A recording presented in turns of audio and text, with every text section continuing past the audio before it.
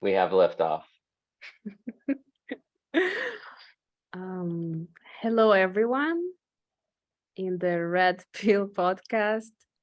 Today, it's me, Kristina Mussolovela, a third-year psychology student in Erasmus University, and Tanner Turtle, who recently became a master's student in environmental psychology in Groningen. Hooray. Groningen Yes. University it is, right? Yes. University of Groningen. Okay. Um, and today we wanted to bring the topic of therapy to you, and when is it good to start therapy, or why start therapy, maybe how to find the therapist that suits you best. um and both me and Tanner did therapy before, so we do have a few things to share about it. And well, how was your experience, Tanner? When did you think, or what pushed you to first start therapy? Well, first off, does this mean that officially the name of the podcast is not going to be No Fuss with the Muss? No, we both know what is the name of the podcast by now. It is the Red Pill Oh my, Podcast. oh my God, that's great. You clearly have talent to deal with children. No, Tanner, we know the name of the podcast, and that's not it. Yeah. So your question was, why did I, why did I finally go to therapy when I did? Is that your question?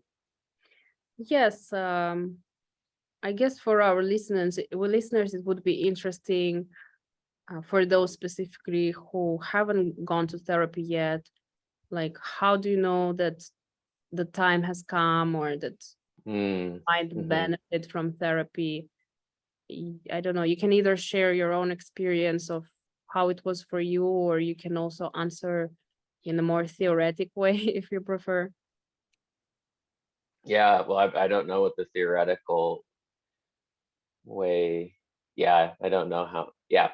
I mean, for me, I was in my late 20s when I finally saw a therapist. And so my situation was that I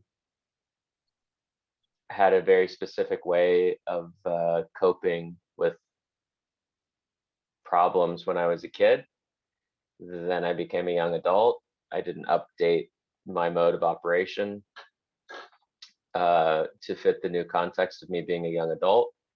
Then I was in my mid 20s. I still hadn't updated my operation from like kid survival mode behavior. And I was not consciously aware of some of my dysfunction, but it was very clear that some of my dysfunction were leading to outcomes that I didn't want. So basically, I was having relationships the way I thought it made sense to have relationships. And then they were all ending in a very similar fashion. And I'm talking about romantic relationships now, but this also extended some of my dysfunctional behavior extended into just all relationships, with all, we'll say, personal relationships. So with family and friends.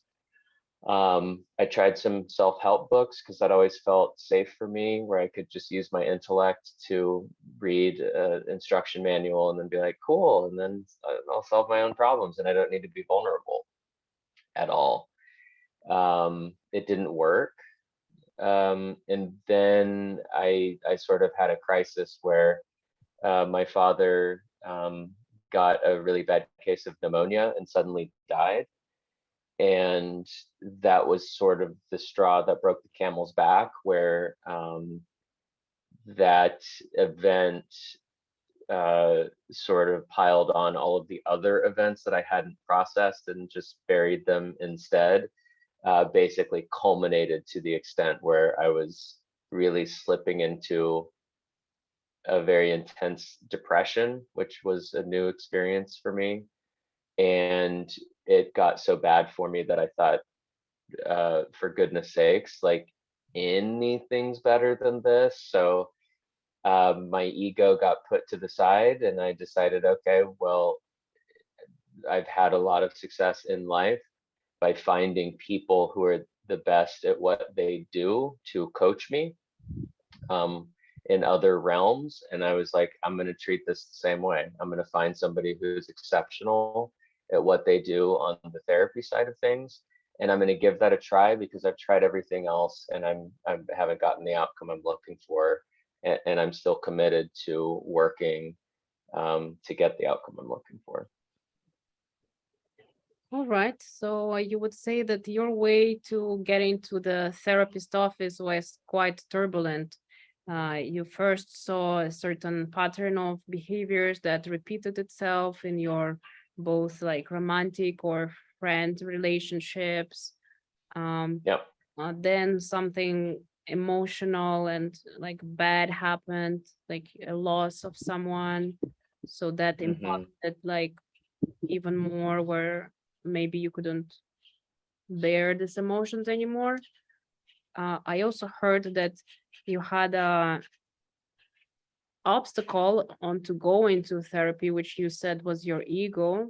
Like when the situation got in the like so bad that you were like, okay, I don't even care how am I going to be perceived or something, or it cannot get worse.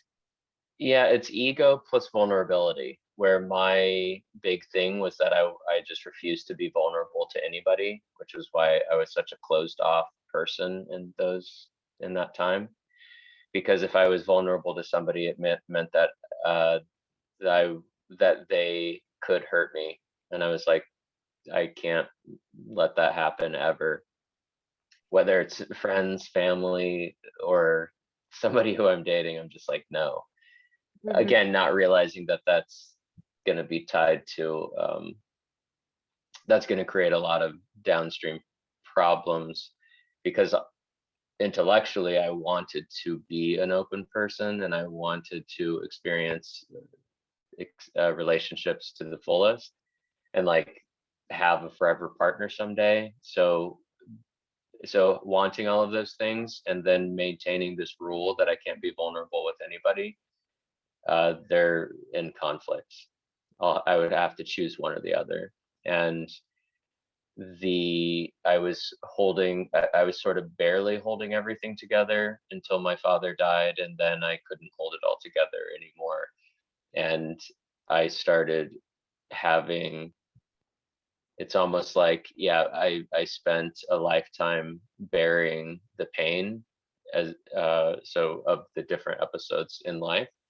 And then with my father's death, I attempted to bury that too. And then it would break off and I would just go from feeling nothing, almost like I was maybe drunk all the time, where I was I had a very dulled out senses, to overwhelming sadness. And so then uh, having enough of having numerous experiences of that, that's when I was like, okay, my ego was really into the idea that I could just self help my way out of this, and that failed. And my fear of vulnerability was overwhelmed by just the pain that I was experiencing on a pretty regular basis. So then I sort of threw all of those rules out to then say, we'll give therapy a try.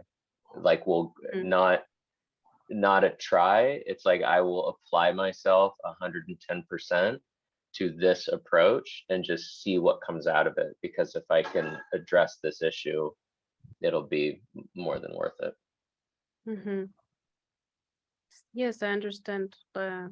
Like I said, a very long and turbulent way to the to finally get therapy.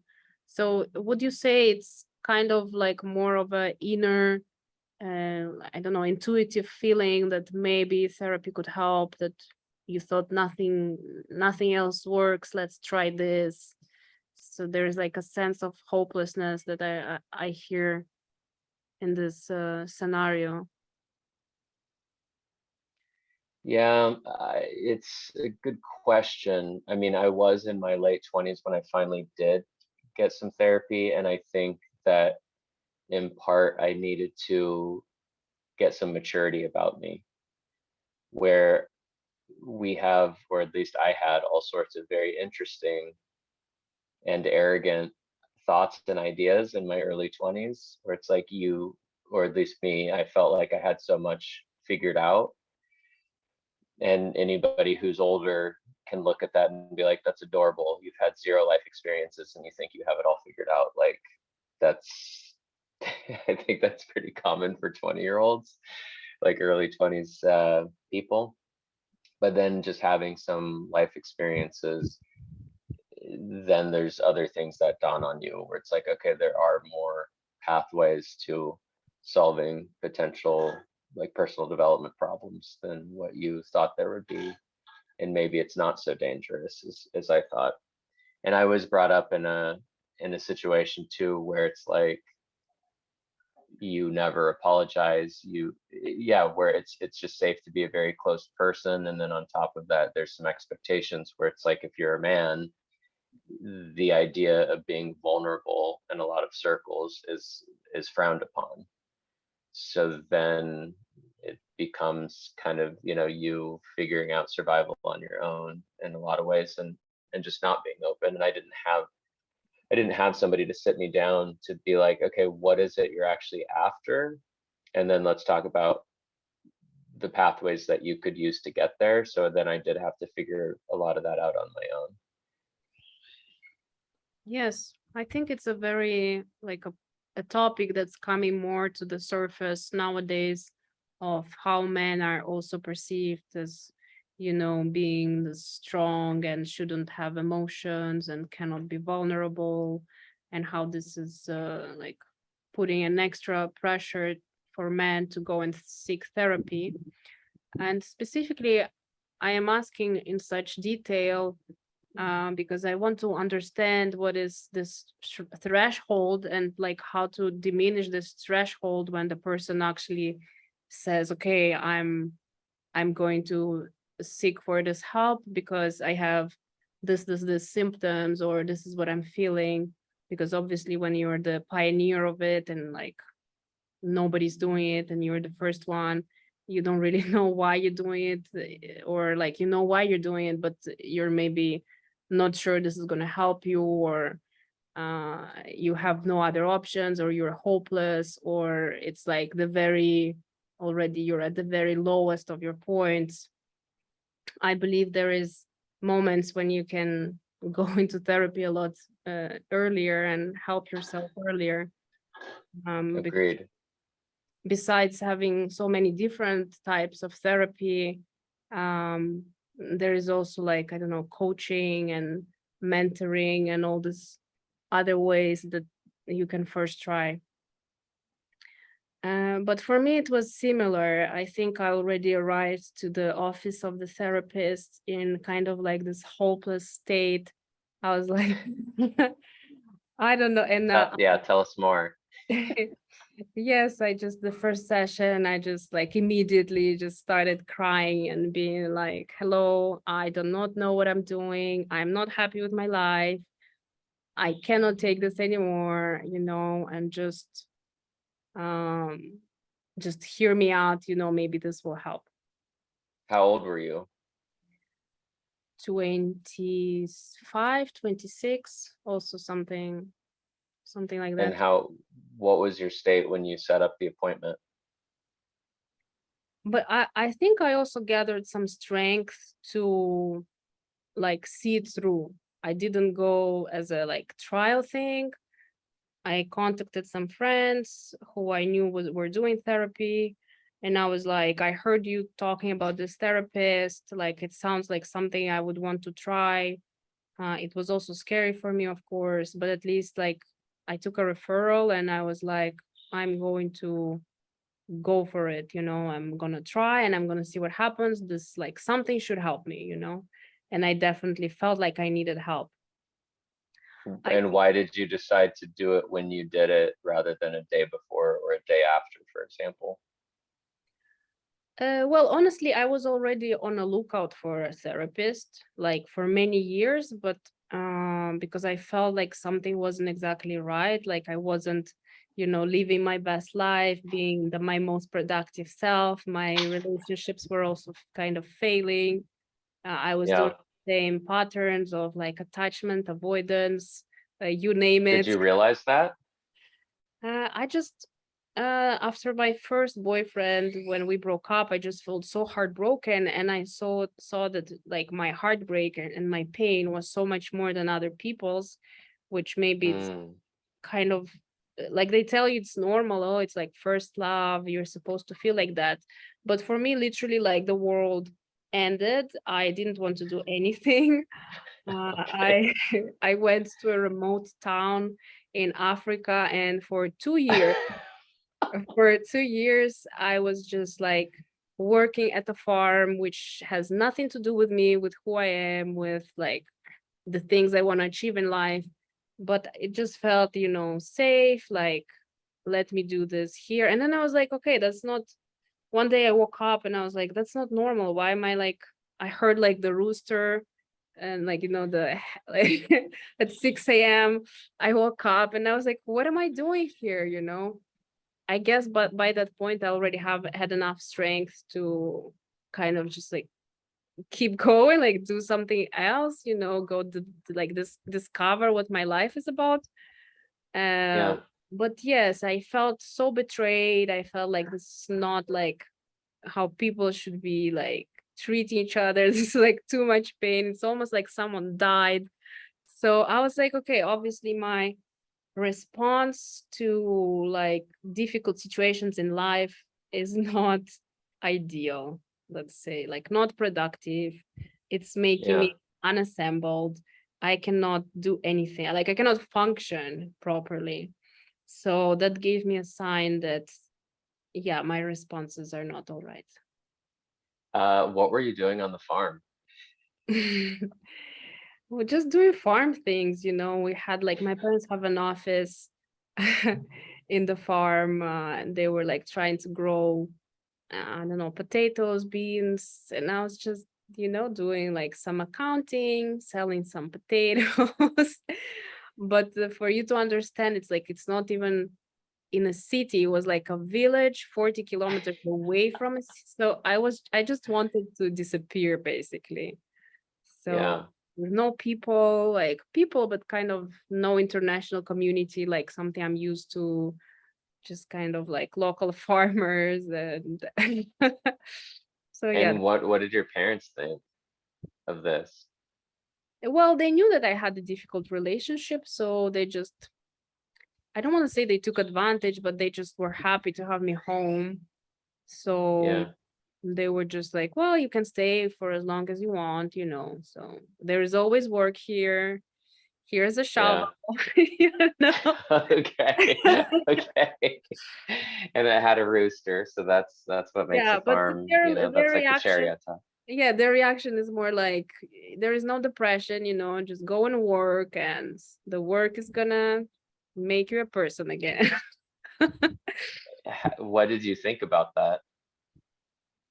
I just didn't think anything because I didn't know what to do. So I was like, okay, I don't know what else to do. So I'm just gonna work like they said, and maybe, well, to be fair, it did help. It just took a very long Yeah. time, and Yeah. it was just not maybe as efficient as it could have been if I had more guidance to Yeah. of Yeah. this situation, to like understand why I was reacting like this in the first place.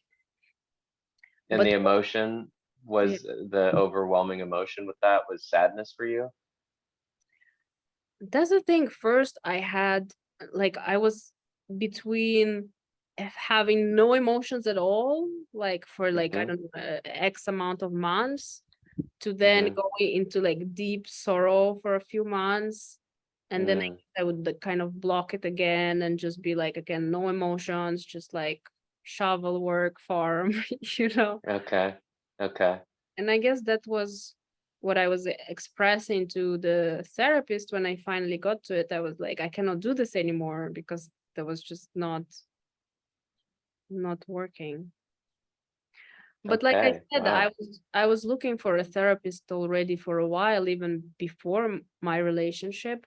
But the thing is that I want to make attention to is that you don't find your therapist from the first go, at least not always. Like maybe you're lucky, but I some was lucky. yeah, you were lucky. Like sometimes Yeah. people try a few, and then there is both different approaches of therapy that can work for your not, Mm-hmm. and different Mm-hmm. therapists.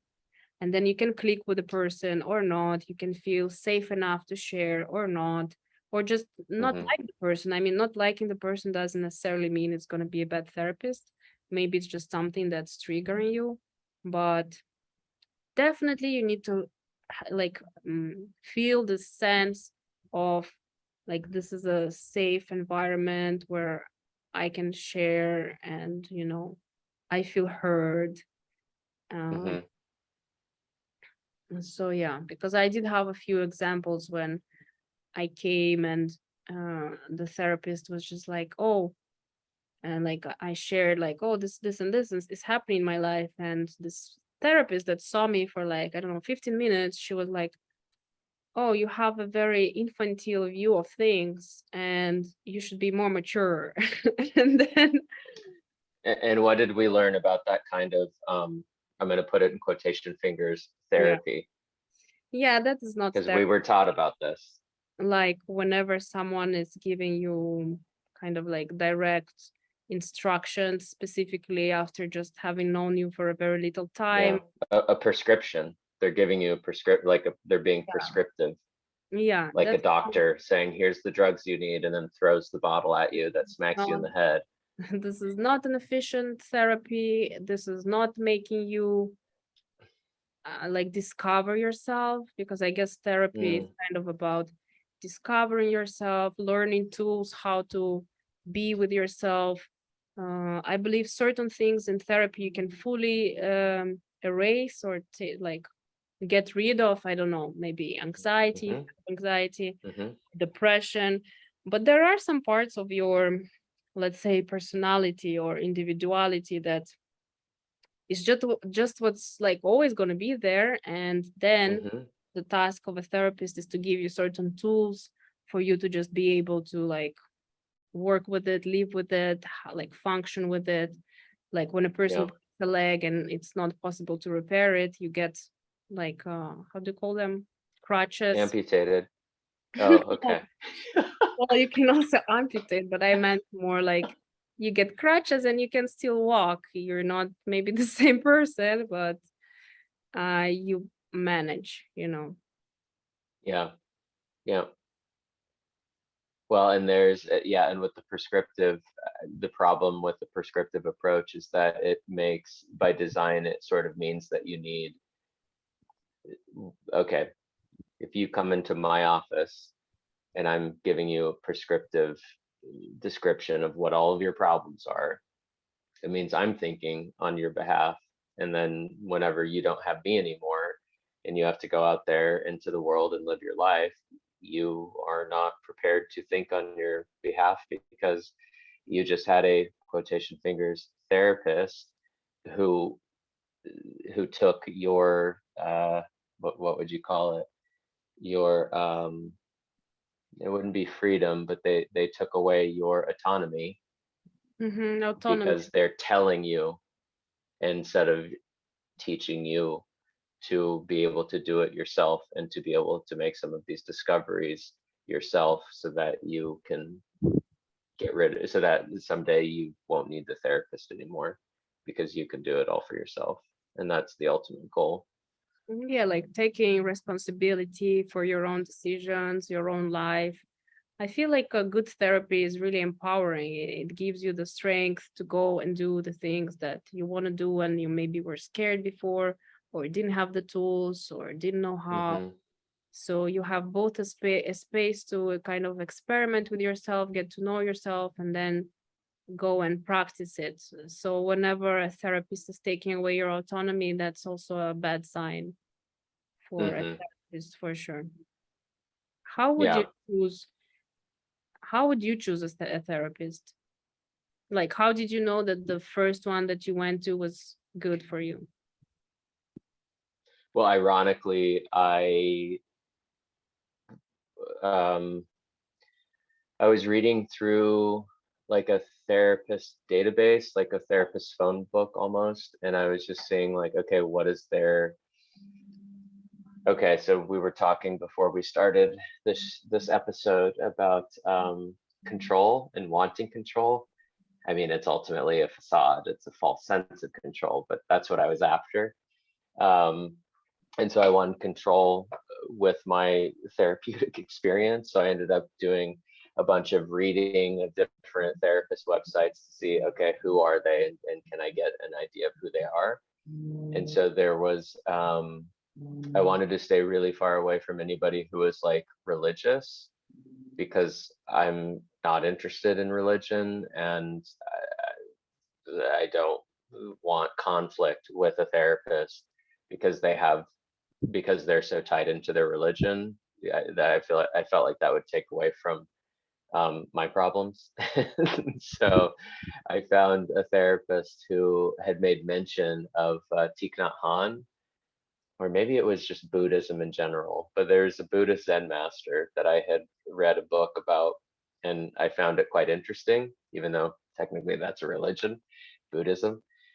Uh, but one of the things that this therapist was saying he did is that he would actually take his clients out into like nature and just Mm. go like on a walk, so that you're walking and you're talking. And I thought, well, that sounded really nice.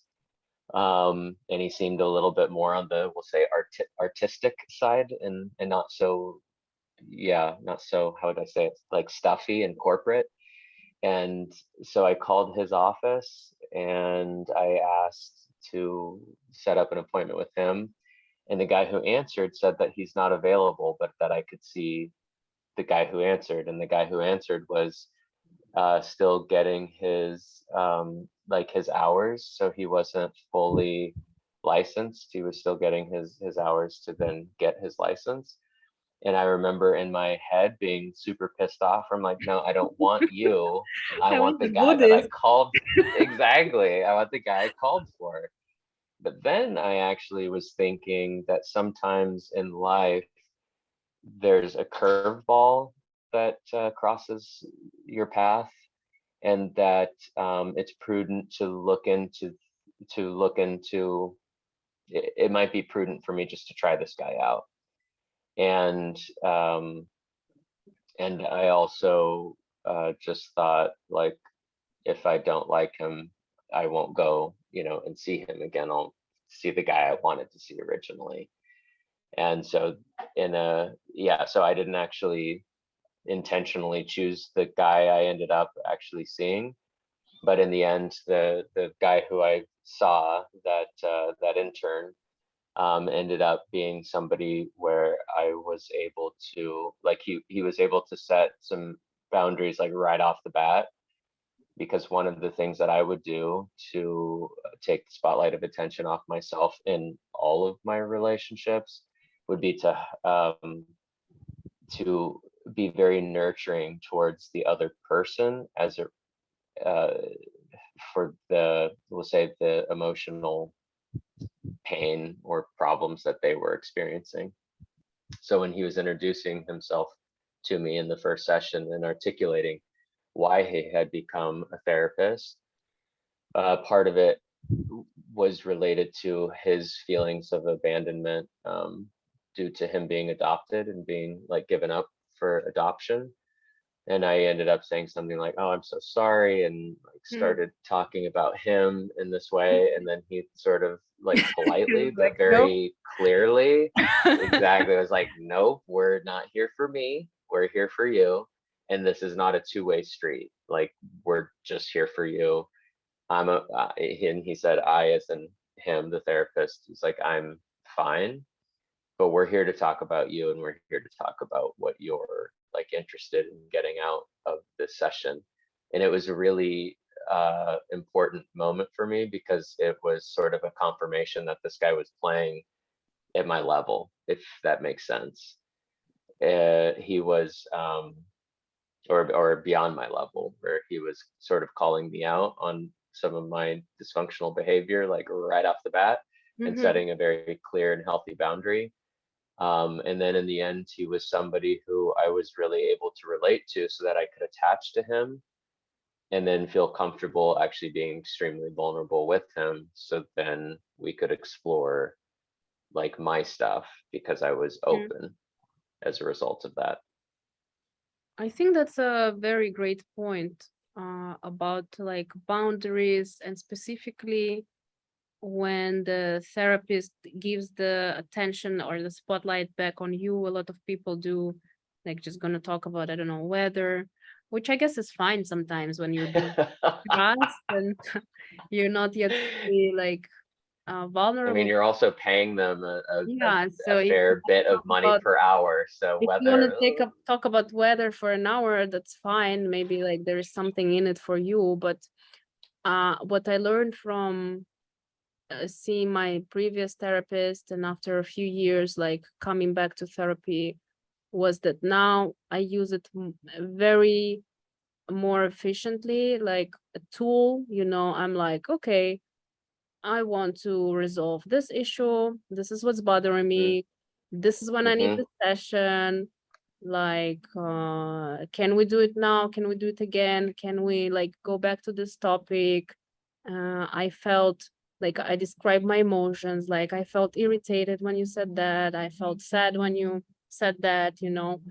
While in my first therapy, I was more like kind of looking up to my therapist and being like, oh, this, you know, this person who is gonna like fix me. change my life and fix me. I'm just gonna, like going to a chiropractor who just, like Yeah. does some things, which obviously Yes. now I realize is not exactly the case. And Yeah. another point that I wanted to make is that going to a therapist does not mean that you're specifically like mentally ill, or like, I don't know, even if you are mentally ill, like doesn't mean something's like wrong with you. Doesn't mean that you can go to therapy for different reasons. Like, for example, Mm-hmm. now I'm functional, I'm living the life that I want. I In have Texas. yeah, I have a relationship. I'm following like things that I want to pursue. But I did Mm-hmm. notice that certain aspects could still be better. Like I could be more productive in some ways. Here and there, I Mm. experience anxiety, or so you can like compare it to my first experience when I was like, I'm dysfunctional. I cannot do anything. I don't know what's Yeah. happening. And now when it's like I actively want a therapist, not because it's going to be my crutch and it's going to be like my Mm-hmm. savior, but because I just want to use it to better myself. It's just like going to the gym. You Mm-hmm. go Mm-hmm. because you really need it, because you haven't done any exercise in your life at all. And now you are like, your back hurts, or you can go because you want to look better. Mm-hmm. Yeah, it's like a continuum, like a personal development continuum. And sometimes you can be really, we'll say, off, really far off the healthy path, like what I was in my 20s. And then sometimes you can be like quite well developed now, but but there's specific things that you would still like to work on to be even more developed as like a beautiful human. So yeah, I totally agree. I think that makes a lot of sense. Yes. And both, there are many different ways of therapy that can happen. Obviously, yeah, if you have more like on a clinical side of things, like a clinical depression, bipolar disorder, personality disorder, which can be like clinically diagnosed, or maybe you need pharmacological help. Um, Hmm. I don't see anything bad in it either. Like I saw a lot of like wonderful people having tackled this disease in a way that now they function better than just people who have no disease at all. I don't even want to call it a Yeah. disease. Let's just call it specification. It's just like Did you make that term up? Maybe it's a lot of languages that I'm mixing. But I'm trying to be genuine in this approach. I don't know if you have a better way Yeah. of phrasing that. Well, I was actually just looking up disease now because now I'm just curious. It's a disorder of structure or function in a human, animal, or plant, especially one that produces specific signs of symptoms or that affects a specific location and is not simply a direct result of physical injury. What I'm Interesting. trying to say is nobody is like, there's no a patamar, which is another word that I just made up, which is Love like it. the model, the alpha model that you have to be equal to, and then everything is going to be fine with you.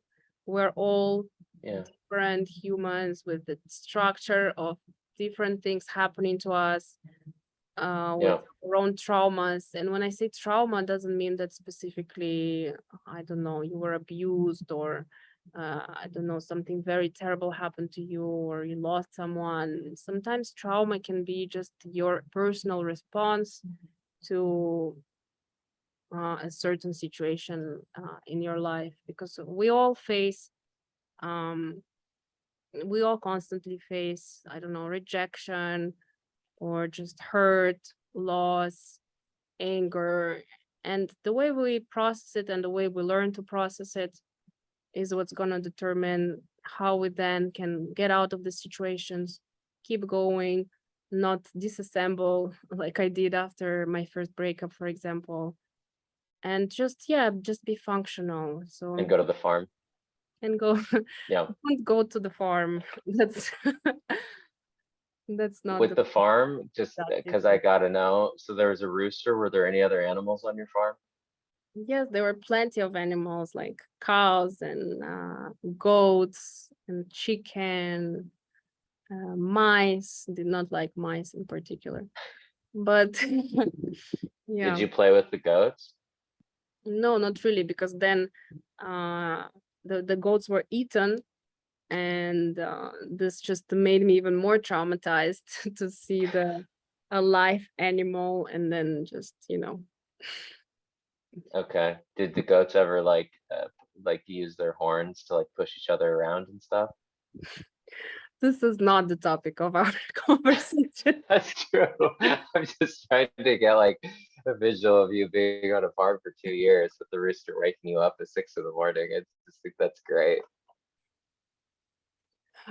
I was fine in the farm, just not my best self. That's it. Yeah, yeah, So, what is the nice. advice that you would give people who are doubtful whether they should look for therapists? How should they go about it? Like, what symptoms should they look into when they should like understand that they maybe need help? Well, I think I mean, if I was the two things that I would be focused in on is first, I would be looking at a therapist directory to ensure that they're licensed because there's a lot of people out there with advice, but some of these topics are super sensitive, and I'm a big advocate of actually seeing a professional. And even within the professional realm, some of the people are, we'll say, less qualified than others.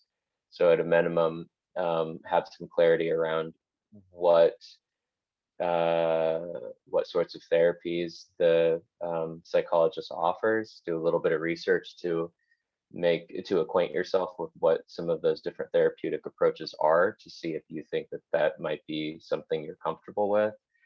Um, and then while you're doing that, check to ensure that they're actually a licensed therapist, because if not, then skip them and find somebody who's licensed. There's plenty of yeah, licensed therapists out there. And then the other thing, sort of beyond the nuts and the bolts, is to really be honest with yourself and ask whether your day-to-day operation suits you, where you're fully fulfilled by your day-to-day operation, broadly speaking. And if it doesn't, then it means you have a mismatch, and it means that there's something that you can have a conversation with a therapist about, to say, this is where I'm at right now, this is where I want to ultimately be, and I'm looking to you, Mr. or Mrs. Therapist, to help me come up with a strategy for how to get there, and the tools that will help me, get to the end result. That's my opinion. But also being in the situation that you had mentioned, where there's some specific things that you want to work on.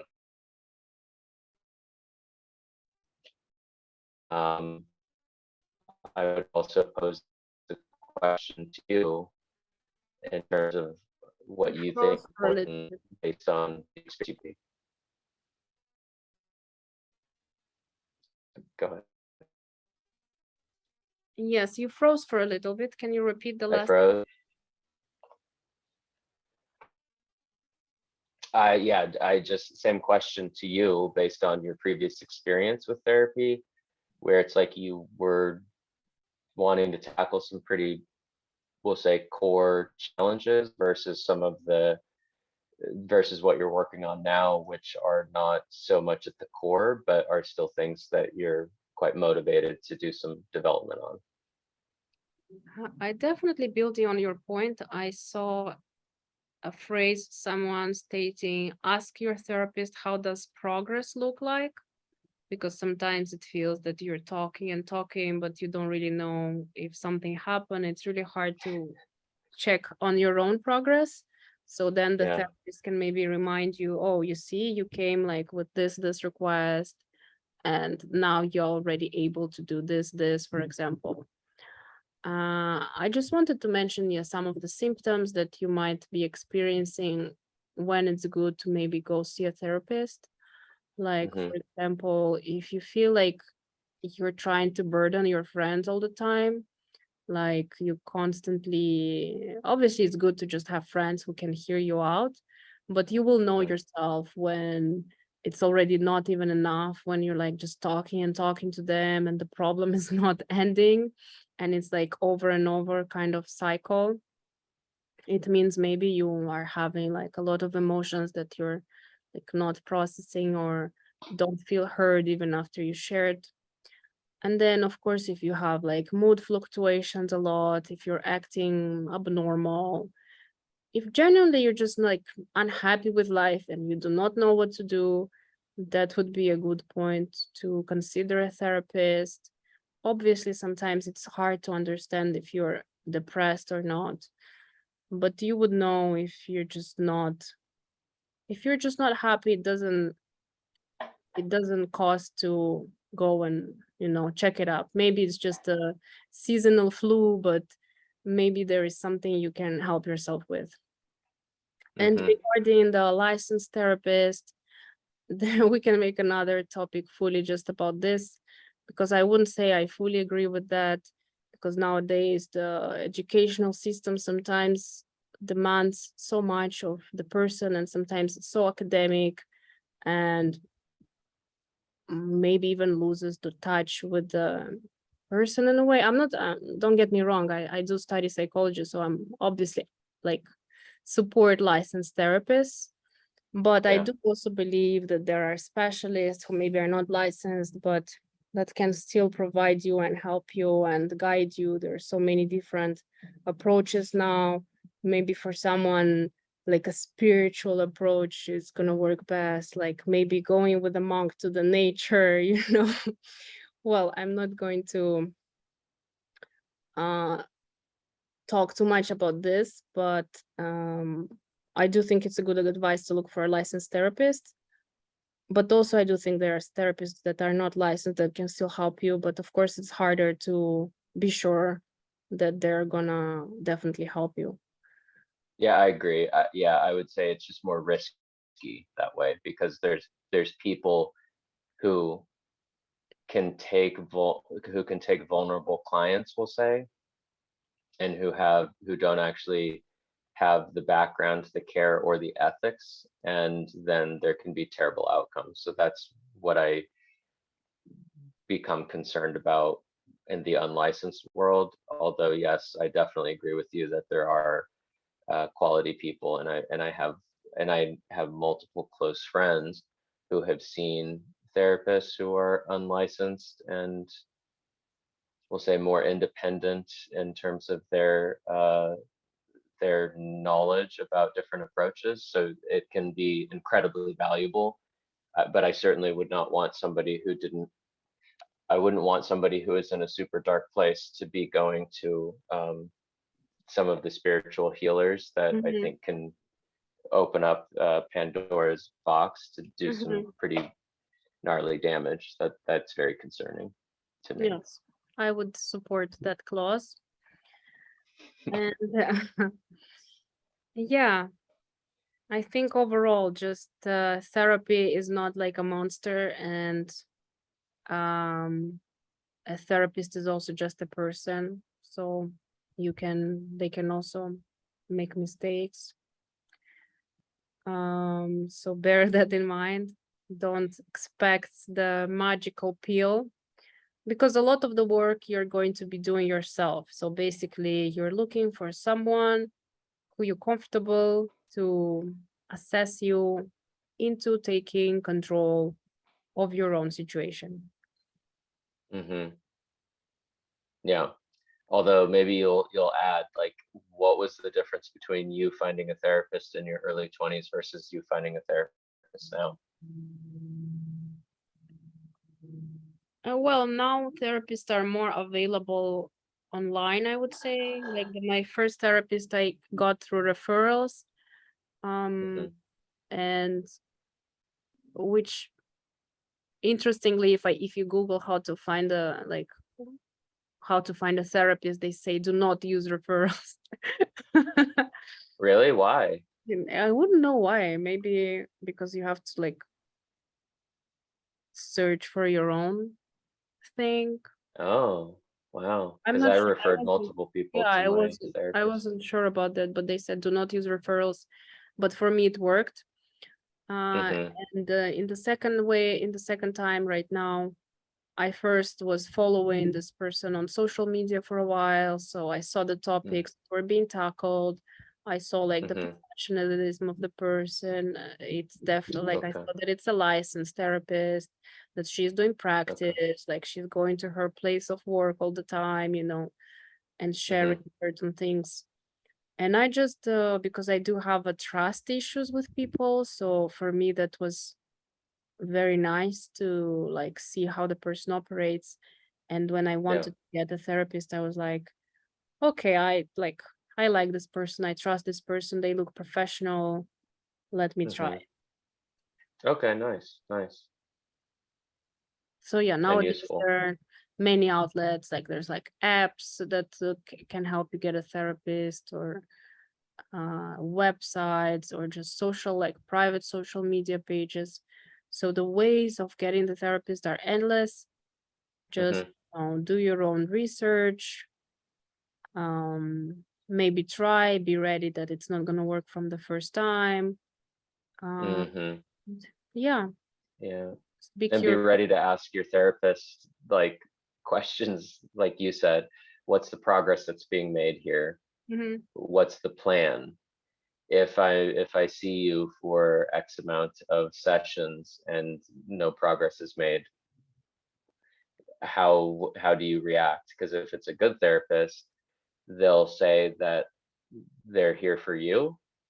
And if it's not working between you and them to get the outcome you're looking for, they will help plug you into a different therapist that might have better results.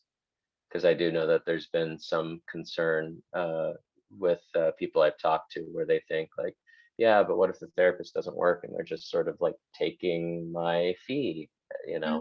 week in and week out. And the good therapist will not be interested in taking your fee week in and week out. They're going to be interested in helping you get the outcome you're looking for, and then helping you to the right therapist if they're not the right fit, and having that level of integrity. I do agree on one side, but on the other, there are therapies that take years. Like if you go to psychoanalysis and you're ready to like dig into your past, your childhood, your, unborn reactions and stuff like that, uh, Hmm. it can take a really long time. Like depends But yeah, what sort of. however, on the intake interview, do they tell you that, or is it surprise you're here with me 5 years later and you didn't know this is And how it's some gonna be? therapies you cannot predict how long they're gonna like go for. And like now I'm already in a place where I'm not ashamed to like just not just be in therapy, but whenever I need it throughout my life, I can like take a therapist, and keep working on Hmm. myself. So it can like your personal Yeah. development can be a lifelong process, but of course it doesn't have to be. There's also CBT, which is a minimum, I think, of 12 sessions that you can have, or like you can have 12 sessions and you try to resolve a one specific problem, like, I don't know, addiction, or like you want to quit smoking, you want to lose weight, you can lose weight, you want to achieve your goals, you can. So I would say do a research about therapists because Yeah. it is very different of how long your therapy Yeah. gets. Yeah, I'm not saying that there's a duration. I'm saying that if you have a therapist that has integrity, they'll set your expectations. Mm-hmm. And they don't need to set your expectations by saying it'll be 3 years or it'll be 6 months. They'll set your expectations by saying, here's a couple of versions of uh, clients I've had in the past, and this is what their treatment looked like in terms of duration. And then they'll just simply articulate that they're here for you. And if it's not working for them, they're not just going to try to hang on to you as long as they can. Yeah. That's the point that I'm making, Yeah. not that there's a specific duration, because mine took, I think, a little around like 2+ years. That's how long I did my CBT, which is very different than how they do it here in the Netherlands, for example. And also mine was not super, like in the beginning I went very regularly and then tapered off over time, and Mm-hmm. then got to the point where it's like it's it's we could both feel, me and my therapist, like I have everything that I need now, so it's time to like if